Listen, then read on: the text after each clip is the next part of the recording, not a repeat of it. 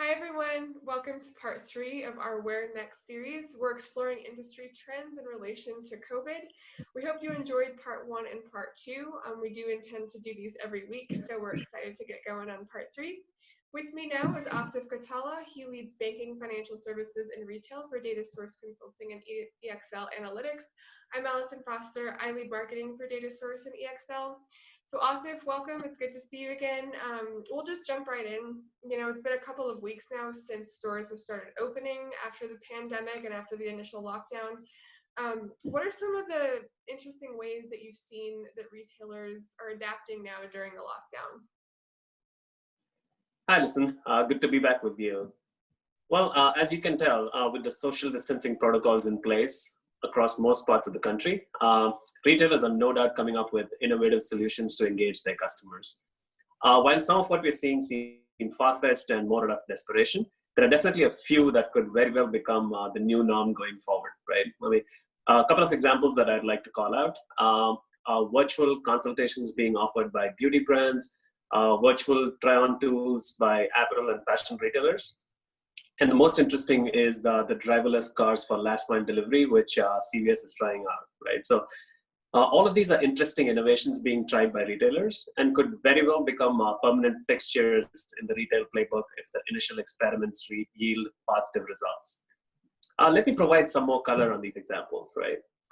As retailers are looking to replicate in-store experiences, they're relying on tech companies like Hero, a startup that makes a messaging app that connects retailers to customers via text, chat, and video. For a recent announcement that I saw, Hero had mentioned that they are seeing a 10x increase in customer sessions over the past 2 months, right? I mean, which is huge. And again, for the convenience it offers, I mean, it could become a permanent thing which retailers offer even after we come out from these lockdowns. And then going back to the one that interests me the most, CVS Pharmacy, they recently announced that in partnership with another tech company called Neuro, they'll start testing self-driving vehicles to deliver prescriptions in Houston next month. Again, the opportunity that offers if those experiments go well is tremendous. When I wear my customer hat on, these are interesting offerings which I'm excited about. I really hope that they play out well during these times, and I really wish that as a customer, these become permanent offerings which retailers offer to consumers like us. Yeah, that's really interesting. So what do you think that these new engagement models are going to mean for the marketers within the retailers? Well, with the advent of the digital shift that's happening, it means a fundamental shift in how marketers need to think about engaging their customers, right? The typical customer journey, which even today goes from awareness to interest to decision to purchase, it was already starting to get a little complex with the advent of the multi-channel customer. But now with the ever-increasing role of digital channels in modern retail, marketers will have to expand their reach. I mean, the biggest shift that I see in marketing is the role of influencers, right? Which has particularly accelerated in the pandemic-induced global lockdowns. One example that immediately comes to mind is Alibaba Group's AliExpress.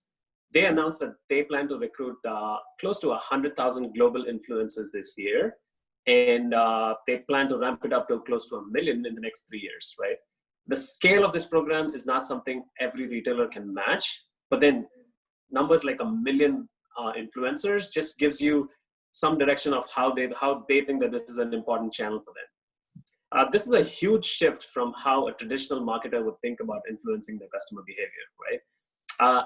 It's likely that American brands may not move towards influencers at this scale, but Alibaba's successful influencer-driven sales model in China and their intent to partner with established content creators on a global scale is a key trend which global retailers cannot undermine and cannot ignore, right? As more and more consumption shifts to digital channels, retailers' ability to recruit, train, and engage influencers on social platforms like TikTok and Instagram will become increasingly important. In summary, the way I see the shift playing out is the playbook of any modern omni-channel marketer cannot ignore a well-structured influencer program going forward. Yeah, absolutely. I agree with you there. So shifting from marketing to operation now, with with store reopenings and the gathering pace, what are you seeing now on the ground, and what should customers expect?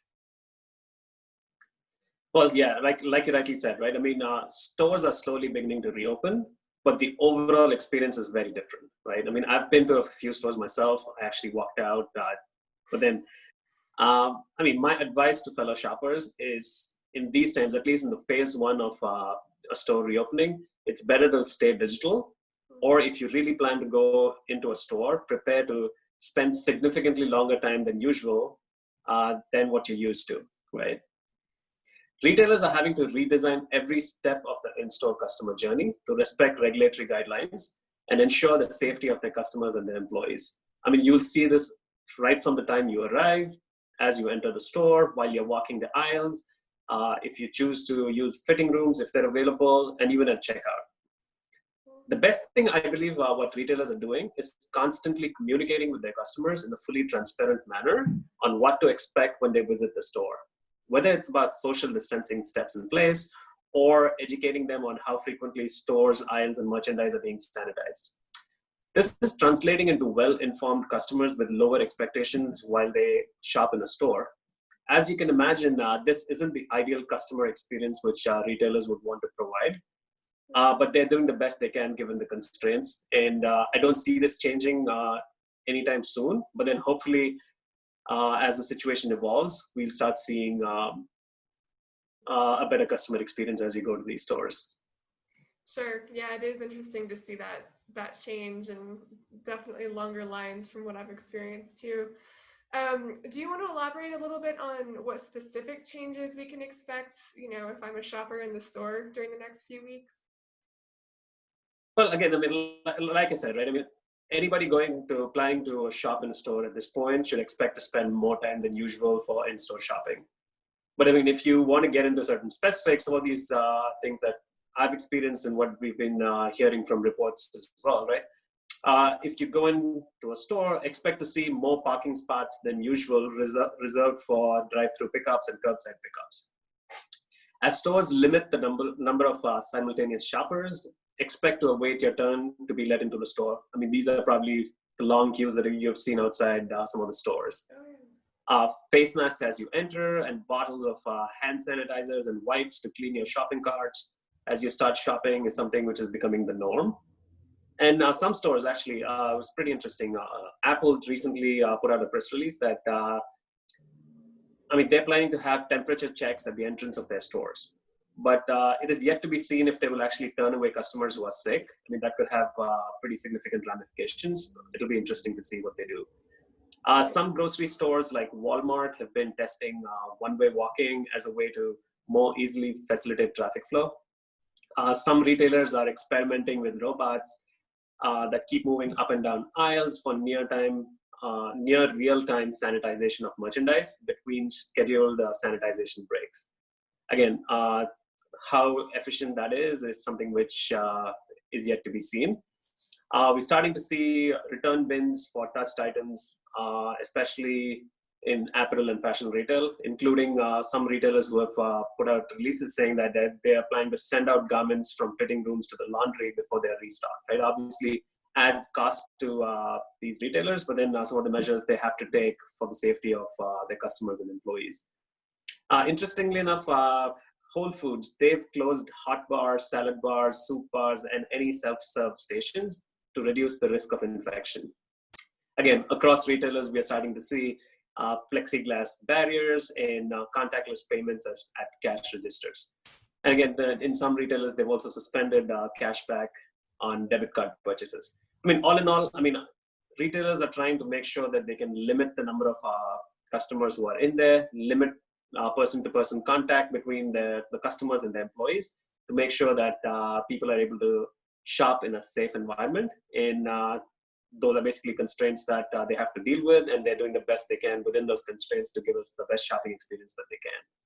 Well, I guess that seals it for me, really. I'm more of a digital shopper anyway, but I won't plan on going to a store here until it's a little bit more smoothed out. But thank you for that info, Asif. That was really interesting. Yeah, and to be very honest, that's probably the best thing that we can do for our own safety, convenience, and for the safety and convenience of other shoppers as well, right? Yeah. And that also brings me back to something that we've been discussing for the past couple of weeks. A large portion of in-store sales is permanently shifting online as consumer behavior readjusts to the new normal. The importance of digital storefronts will continue to increase over the next few months, quarters, and years. I can't emphasize more, but to really capture the benefits of this shift in consumer behavior, retailers will have to have a hard relook at their digital transformation roadmap across the enterprise. Retailers will have to make sure that they have a robust backend data environment that captures, organizes, enables consumption of high quality data for decision making. Retailers will also have to make sure that they're able to leverage the power of AI and machine learning and advanced analytical techniques to eliminate guesswork from their decision-making processes and truly make data-driven decisions. Yeah. Retailers will have to relook their playbooks to make sure every decision, whether it be with respect to store format optimization, merchandising strategy, consumer engagement, omnichannel strategy, all of these areas are able to consume relevant data, and these decisions are optimized on the latest available information at hand. I mean, from my experience, our clients have been on this journey for months now, and we are actually starting to have conversations where customers are looking to expedite or accelerate the timelines on some of the digital transformation initiatives. And this is a trend which we will continue to see in the near future. Thanks, Asif. This was a great episode. It was great talking to you. For all of you watching, we hope you enjoyed it. We will, again, do these weekly. If anyone has any questions or would like to have a conversation around the retail trends and COVID and what data source and EXL are doing for our clients in this area, please feel free to reach out to Asif or myself or any of the contact links on our website. So we will see everyone next Friday. Thanks again. Thanks, Allison. Pleasure talking to you.